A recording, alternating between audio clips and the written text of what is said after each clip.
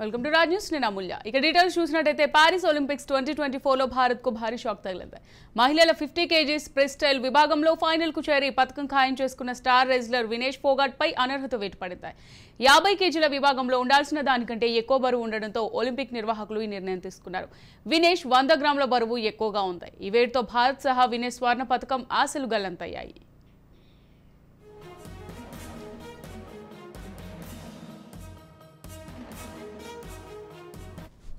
మహిళల 50 kgల ఫ్రీస్టైల్ విభాగంలో ఈ రోజు రాత్రి జరిగే ఫైనల్లో అమెరికా స్టార్ రెజ్లర్ సారా హిల్డర్ బ్రాండ్తో వినేష్ ఫోగాట్ తలపడాల్సి ఉంది.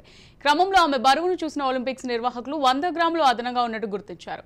దీంతో వినేష్ పై ఒలింపిక్ కమిటీ, రెజ్లింగ్ కమిటీ అనర్హత వేటు వేశాయి. నిబంధనల ప్రకారం రజత పతకానికి కూడా వినేష్ అనర్హురాలు.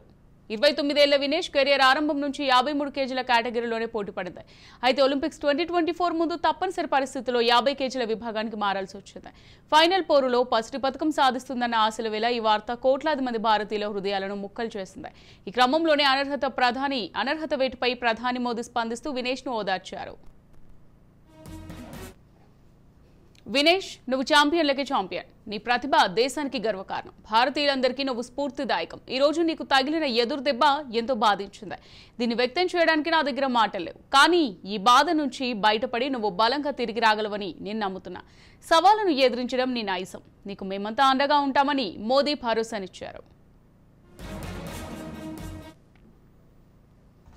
రైట్, ఇక ఇదే అంశానికి సంబంధించి మరింత సమాచారం మా పొలిటికల్ ఎడిటర్ అరవింద్ అందిస్తారు. అరవింద్, భారత రెజ్లింగ్ క్రీడాకారుని వినేష్ ఫోగట్ కి షాక్ తగిలిందని చెప్పాలి. ఆ షాక్ వినేష్ ఫోగట్ మాత్రమే కాకుండా మొత్తం భారతదేశం మొత్తం బాధపడేలాగా చేస్తుందని చెప్పక తప్పదు అమూల్య. అయితే ఈ ఘటన పట్ల అందరూ స్పందిస్తున్నారు, వినేష్ ఫోగట్ ని ఉదారుస్తున్నారు.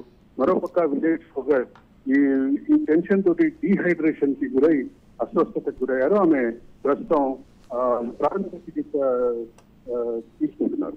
అయితే మొత్తం ఈ అంశంలో కీలకంగా మారిన వినేష్ ఫోగట్ 100 గ్రాముల బరువు అధికంగా ఉన్నది అనేటటువంటి ఈ అంశంలో కీలకంగా గమనించాల్సినటువంటి అంశం ఏంటంటే, ఇక్కడ వినేష్ ఫోగట్ వ్యవహార శైలి మొదట్లో కొంత మోడీకి వ్యతిరేకంగా ఉంది అనేటటువంటి వార్తలు ఇప్పుడు ఒక పక్క వినిపిస్తుంటే, మరొక పక్క మోడీతో సహా భారతదేశం మొత్తం వినేష్ ఫోగట్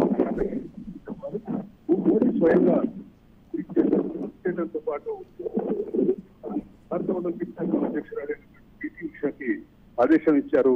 ఆయన పిటి ఉషా స్వయంగా మాట్లాడి ఈ అంశాన్ని అంతర్జాతీయ ఒలింపిక్ సంఘం దృష్టిలో పెట్టాలి, అంతర్జాతీయ ఒలింపిక్ సంఘం దగ్గర భారత నిరసనని రిజర్వ్ చేయాలి, రిజిస్ట్రేషన్ చేయాలి అని